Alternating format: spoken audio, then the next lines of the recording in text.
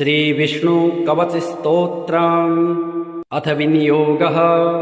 अस्य श्री विष्णुकवचस्तोत्र महामन्त्रस्य ब्रह्मा ऋषिः अनुष्टुप् छन्दः श्रीमन्नारायणो देवता। श्रीमन्नारायण प्रसाद सिद्ध्यर्थे पाठे विनियोगः। ध्यानम् शान्ताकारं भुजगशयनं पद्मनाभं सुरेशं विश्वाकारं गगनसदृशं मेघवर्णं शुभांगं लक्ष्मीकान्तं कमलनयनं योगभिर्ध्यानगम्यं वन्दे विष्णुं भवभयहरं सर्वलोकैकनाथं। मेघश्यामं पीतकौशेयवासं श्रीवत्सांगं कौस्तुभोद्भासितांगं पुण्योपेतं पुण्डरीकायताख्यं विष्णुं वन्दे सर्वलोकैकनाथं। सशङ्खचक्रं सकिरीटकुण्डलं सपेतवस्त्रं सरसीरुहेक्षणं शहारवक्षस्थलशोभिकौस्तुभं नमामि विष्णुं शिरसा चतुर्भुजम्। ॐ पूर्वतो मां हरिः पातु पश्चात् श्रीः सदक्षिणे श्रीकृष्ण उत्तरे पातु श्रीगो विष्णुश्च सर्वशः। ऊर्ध्वं मे नन्दनी पातु अधस्तात् सारङ्गभृत् सदा पादौ पातु सरोजाङ्गे अङ्गे पातु जनार्दनः। जानुनी मे जगन्नाथः ऊरो पातु त्रिविक्रमः गुह्यं पातु हृषीकेशः पृष्ठं पातु ममाव्ययः। पातु नाभिं ममानन्तः कुक्षिं राक्षसमर्दनः दामोदरो मे हृदयं वक्षः पातु निकेसरे।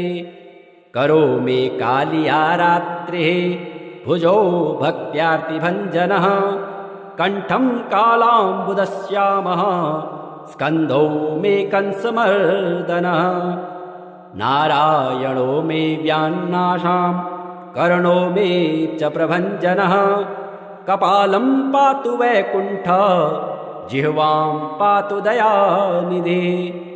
अस्यां दशास्य हन्ताव्यात् नेत्रे मे पद्मलोचनः भ्रुवो मे पातु भूमा च ललाटं मे सदाच्युतः। मुखं मे पातु गोविन्दः शिखां गरुडवाहनः मामशेषशायी सर्वेभ्यो व्याधिभ्यो भक्तवत्सलः।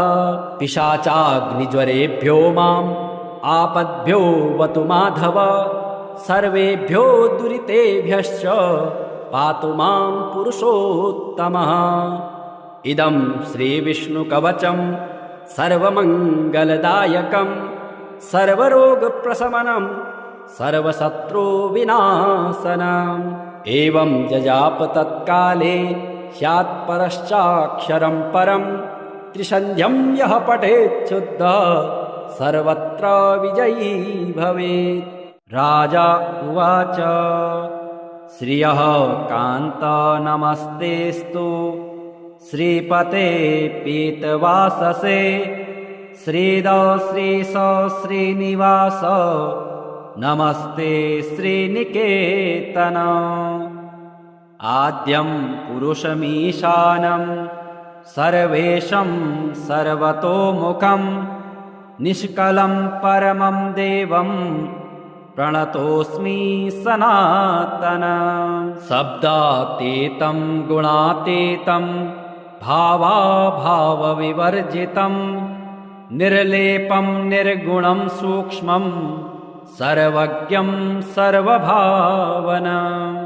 प्राविणमेघप्रतीकाशं गोब्राह्मणहिते रतं सर्वेषामेव गोप्तारं व्यापिनं सर्वभाविनं। शङ्खचक्रधरं देवं गदामूषलधारिणं नमस्येऽहं हृषीकेशं सर्वपापहरं हरिं नागपर्यङ्कशयनं शिरोदार्णवशायिनं नमस्येऽहं हृषीकेशं सर्वपापहरं हरिं पुनस्त्वां देवदेवेशं नमस्ये वरदं विभुं सर्वलोकेश्वरं विष्णुं मोक्षकारणमव्ययम् आदिदेवं जगत्कारणं श्रीधरं लोकनाथं विभुं व्यापकं शङ्करं सर्वभक्तेष्टदं मुक्तिदं माधवं सत्यनारायणं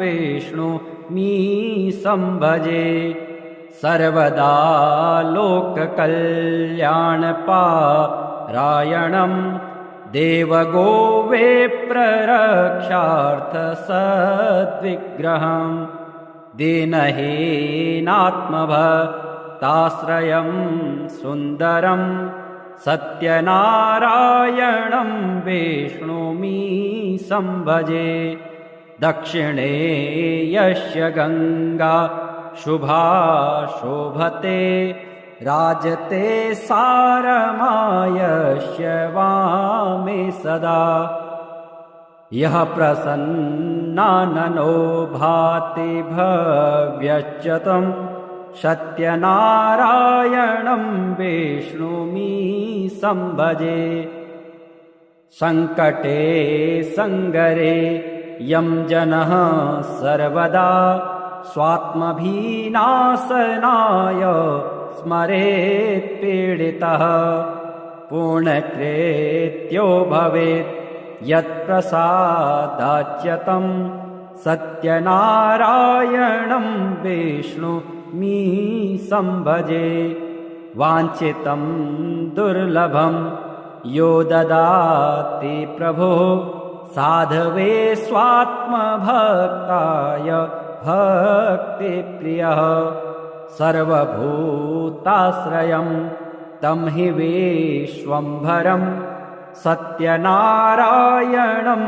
विष्णुमीशं भजे ब्राह्मणः साधु वैश्यश्चतुङ्गध्वजो ये भवन् विश्रुता यस्य भक्त्यामरा लीलया यस्य विश्वं ततं तं विभुं सत्यनारायणं विष्णुमीशं भजे येन चाब्रह्मबालतृणं धार्यते सृज्यते पाल्यते सर्वमेतज्जगत् भक्तभावप्रियं श्रीदयासागरं सत्यनारायणं विष्णुमीशं भजे सर्वकामप्रदं सर्वदा सत्प्रियं वन्दितं देवविन्देत् मुनीन्द्रार्चितं पुत्रपौत्रादिसर्वेष्टदं शाश्वतं सत्यनारायणं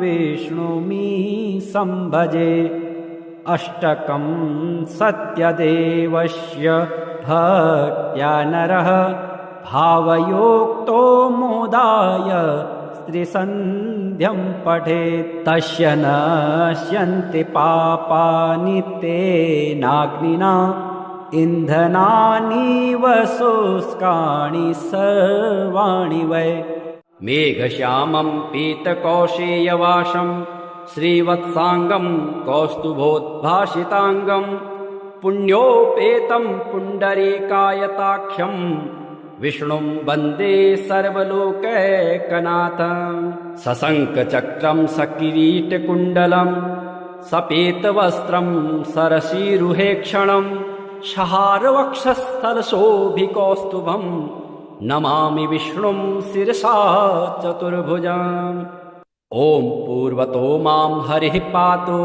पश्चात् श्रीः सदक्षिणे श्रीकृष्ण उत्तरे पातु श्रीगो विष्णुश्च सर्वशः ऊर्ध्वं मे नन्दनी पातु अधस्तात् सारङ्गभृत् सदा पादौ पातु सरोजाङ्गे, अङ्गे पातु जनार्दनः। जानुनी मे जगन्नाथः, ऊरो पातु त्रिविक्रमः। गुह्यं पातु श्रीकेशः, पृष्ठं पातु ममाव्ययः। पातु नाभिं ममानन्तः, कुक्षिं राक्षसमर्दनः। दामोदरो मे हृदयं, वक्षः पातु निकेसरे। करो मे कालिया रात्रिः, भुजौ भक्त्यार्तिभञ्जनः। कण्ठं कालाम्बुदश्यामः, स्कन्धौ मे कंसमर्दनः। नारायणो मे व्यान्नाशां, कर्णो मे च प्रभञ्जनः। कपालं पातु वैकुण्ठः, जिह्वां पातु दयानिधे। अस्यां दशास्य हन्ताव्यात्, नेत्रे मे पद्मलोचनः। भ्रुवो मे पातु भूमा च, ललाटं मे सदाच्युतः। मुखं मे पातु गोविन्दः, शिखां गरुडवाहनः। मामशेषशायी सर्वेभ्यो, व्याधिभ्यो भक्तवत्सलः। पिशाचाग्निज्वरेभ्यो माम्, आपद्भ्यो वतु माधव। सर्वेभ्यो दुरितेभ्यश्च, पातु मां पुरुषोत्तमः। इदं श्रीविष्णुकवचं, सर्वमङ्गलदायकं। सर्वरोगप्रशमनं, सर्वशत्रुविनाशनम्। एवं जजाप तत्काले, स्यात् परश्चाक्षरं परं। त्रिसन्ध्यं यः पठेत् शुद्धः, सर्वत्र विजयी भवेत्। राजा उवाच श्रियः कान्त नमस्तेऽस्तु, श्रीपते पीतवाससे। श्रीद श्रीश श्रीनिवास, नमस्ते श्रीनिकेतन। आद्यं पुरुषमीशानं, सर्वेशं सर्वतोमुखं।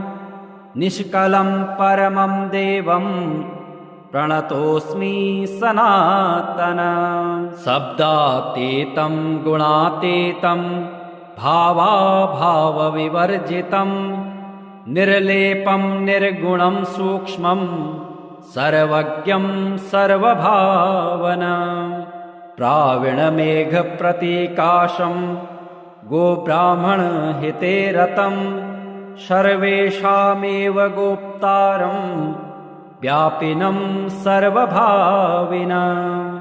शङ्खचक्रधरं देवं, गदामूषलधारिणं। नमस्येऽहं हृषीकेशं, सर्वपापहरं हरिं। नागपर्यङ्कशयनं, शिरोदार्णवशायिनं। नमस्येऽहं हृषीकेशं, सर्वपापहरं हरिं।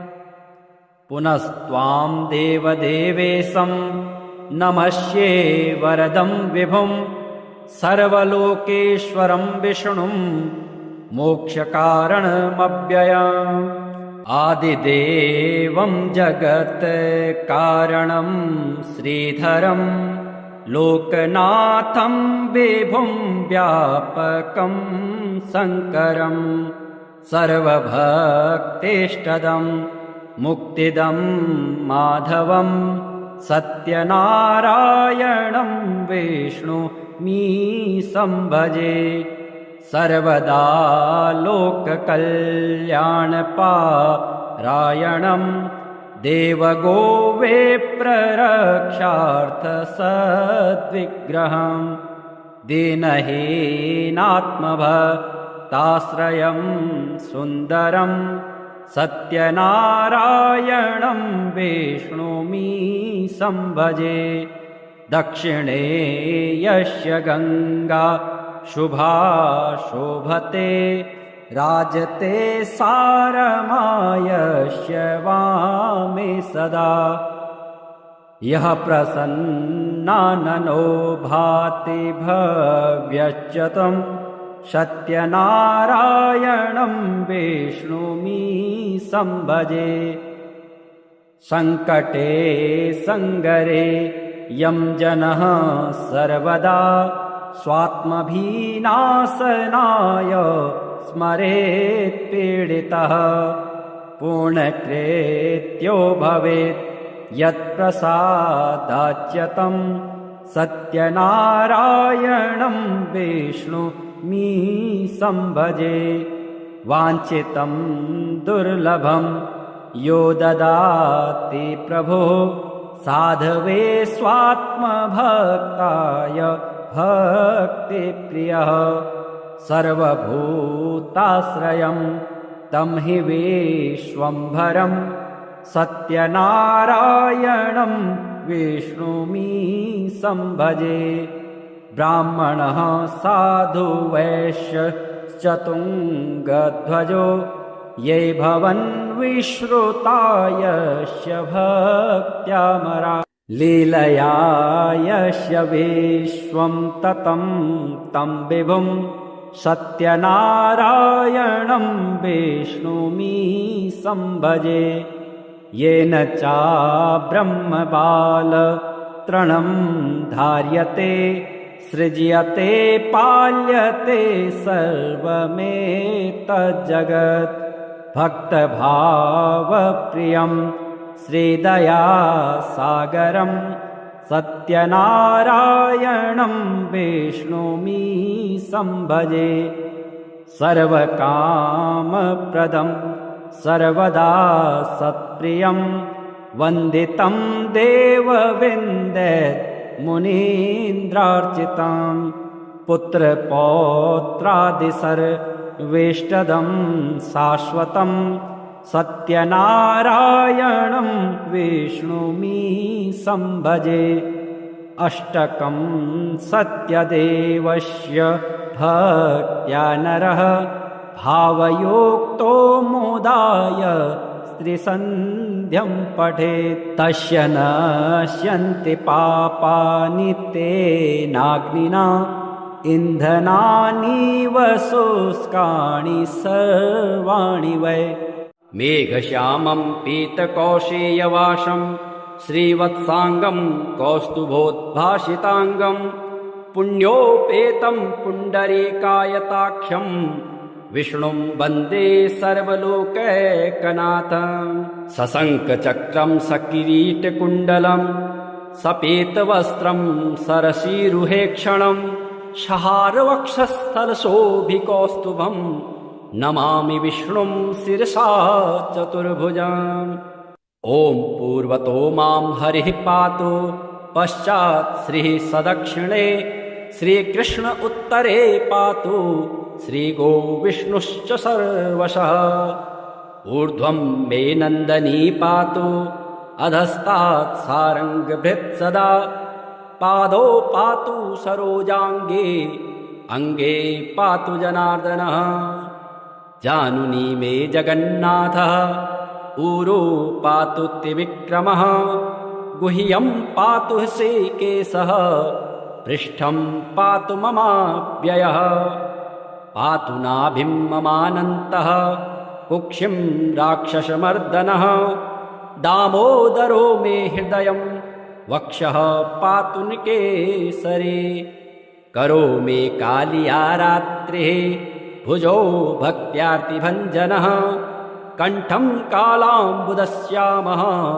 स्कन्धौ मे कंसमर्दनः नारायणो मे व्यान्नाशां कर्णो मे च प्रभञ्जनः कपालं पातु वैकुण्ठः जिह्वां पातु दयानिधे अस्यां दशास्य हन्ताव्यात् नेत्रे मे पद्मलोचनः भ्रुवो मे पातु भूमा च ललाटं मे सदाच्युतः मुखं मे पातु गोविन्दः शिखां गरुडवाहनः मामशेषशायी सर्वेभ्यो व्याधिभ्यो भक्तवत्सलः पिशाचाग्निज्वरेभ्यो माम् आपद्भ्यो वतु माधव सर्वेभ्यो दुरितेभ्यश्च पातु मां पुरुषोत्तमः इदं श्रीविष्णुकवचं सर्वमङ्गलदायकं सर्वरोगप्रशमनं सर्वशत्रुविनाशनम् एवं जजाप तत्काले स्यात् परश्चाक्षरं परं त्रिसन्ध्यं यः पठेत् शुद्धः सर्वत्र विजयी भवेत्। राजा उवाच श्रियः कान्त नमस्तेस्तु श्रीपते पीतवाससे श्रीद श्रीश श्रीनिवास नमस्ते श्रीनिकेतन। आद्यं पुरुषमीशानं सर्वेशं सर्वतोमुखं निष्कलं परमं देवं प्रणतोऽस्मि सनातनं। शब्दातीतं गुणातीतं भावाभावविवर्जितं निर्लेपं निर्गुणं सूक्ष्मं सर्वज्ञं सर्वभावनं। प्राविणमेघप्रतीकाशं गोब्राह्मणहिते रतं सर्वेषामेव गोप्तारं व्यापिनं सर्वभाविनं। शङ्खचक्रधरं देवं गदामूषलधारिणं नमस्येऽहं हृषीकेशं सर्वपापहरं हरिं। नागपर्यङ्कशयनं शिरोदानवशायिनं नमस्येऽहं हृषीकेशं सर्वपापहरं हरिम्। पुनस्त्वां देवदेवेशं नमस्ये वरदं विभुं सर्वलोकेश्वरं विष्णुं मोक्षकारणमव्ययम्। आदिदेवं जगत्कारणं श्रीधरं लोकनाथं विभुं व्यापकं शङ्करं सर्वभक्तेष्टदं मुक्तिदं माधवं सत्यनारायणं विष्णुमीशं भजे। सर्वदा लोककल्याणपारायणं देवगोविप्ररक्षार्थसद्विग्रहं दीनहीनात्मभक्ताश्रयं सुन्दरं सत्यनारायणं विष्णुमीशं भजे। दक्षिणे यस्य गङ्गा शुभा शोभते राजते सारमायस्य वामे सदा। यः प्रसन्नाननो भाति भव्यच्युतं सत्यनारायणं विष्णुमीशं भजे। सङ्कटे सङ्गरे यं जनः सर्वदा स्वात्मभीनाशनाय स्मरेत् पीडितः पूर्णकृत्यो भवेत् यत्प्रसादाच्यतं सत्यनारायणं विष्णुमीशं भजे। वाञ्छितं दुर्लभं यो ददाति प्रभुः साधवे स्वात्मभक्ताय भक्तिप्रियः। सर्वभूताश्रयं तं हि विश्वम्भरं सत्यनारायणं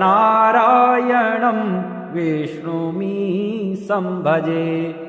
ब्राह्मणः साधु वैश्यश्चतुङ्गध्वजो ये भवन् विश्रुता यस्य भक्त्यामरा।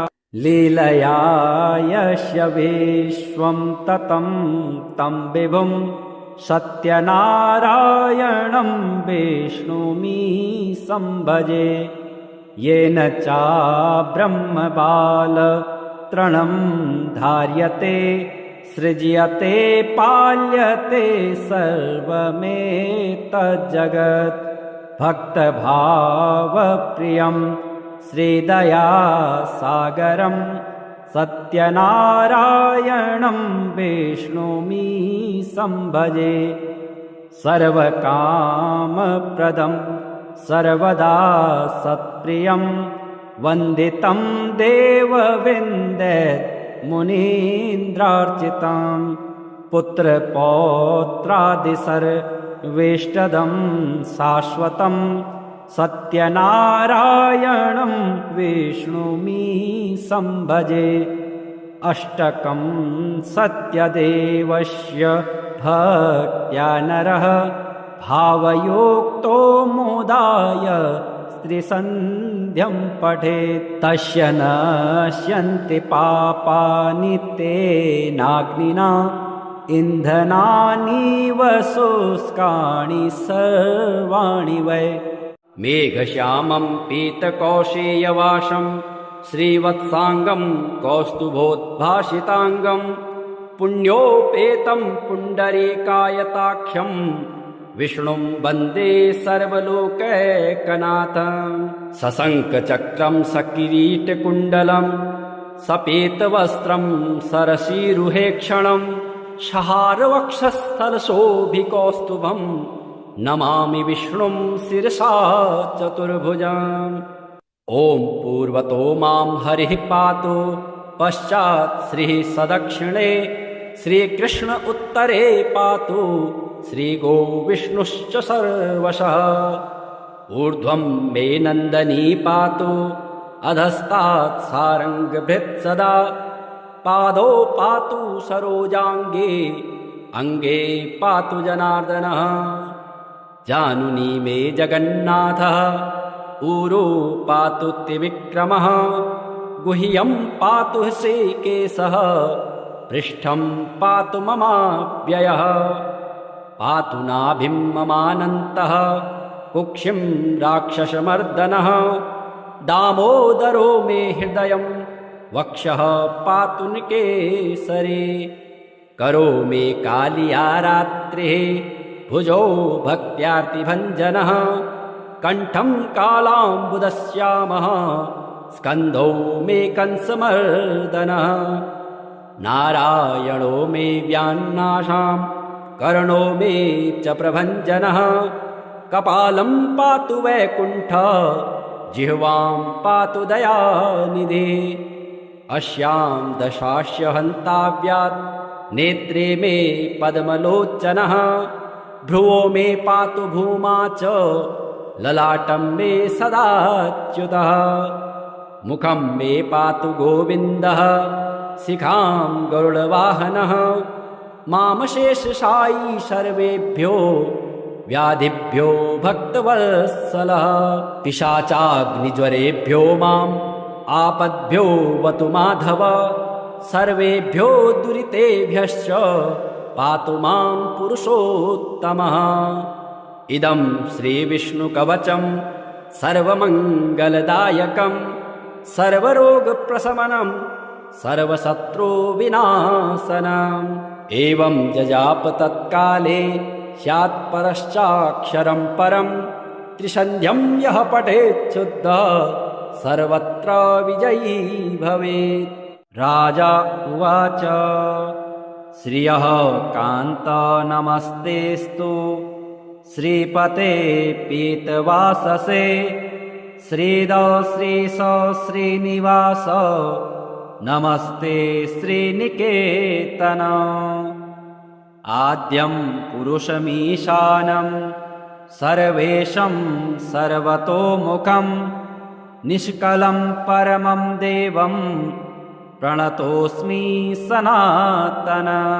शब्दातीतं गुणातीतं भावाभावविवर्जितं निर्लेपं निर्गुणं सूक्ष्मं सर्वज्ञं सर्वभावनं।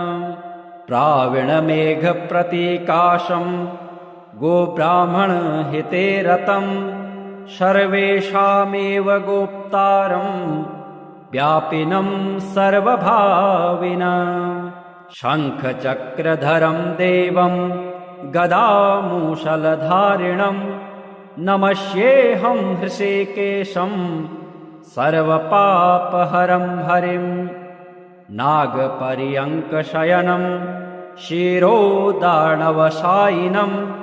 नमस्येऽहं हृषीकेशं सर्वपापहरं हरिं। पुनस्त्वां देवदेवेशं नमस्ये वरदं विभुं सर्वलोकेश्वरं विष्णुं मोक्षकारणमव्ययम्। आदिदेवं जगत्कारणं श्रीधरं लोकनाथं विभुं व्यापकं शङ्करं सर्वभक्तेष्टदं मुक्तिदं माधवं सत्यनारायणं विष्णुमीशं भजे। सर्वदा लोककल्याणपारायणं देवगोविप्ररक्षार्थसद्विग्रहं दीनहीनात्मभक्ताश्रयं सुन्दरं सत्यनारायणं विष्णुमीशं भजे। दक्षिणे यस्य गङ्गा शुभा शोभते राजते सारमायस्य वामे सदा। यः प्रसन्नाननो भाति भव्यश्च तं सत्यनारायणं विष्णुमीशं भजे। सङ्कटे सङ्गरे यं जनः सर्वदा स्वात्मभिनाशनाय स्मरेत् पीडितः पूर्णकृत्यो भवेत् यत्प्रसादाच्यतं सत्यनारायणं विष्णुमीशं भजे। वाञ्छितं दुर्लभं यो ददाति प्रभुः साधवे स्वात्मभक्ताय भक्तिप्रियः। सर्वभूताश्रयं तं हि विश्वम्भरं सत्यनारायणं विष्णुमीशं भजे। ब्राह्मणः साधु वैश्यश्चतुङ्गध्वजो ये भवन् विश्रुता यस्य भक्त्यामरा। लीलया यस्य विश्वं ततं तं विभुं सत्यनारायणं विष्णुमीशं भजे।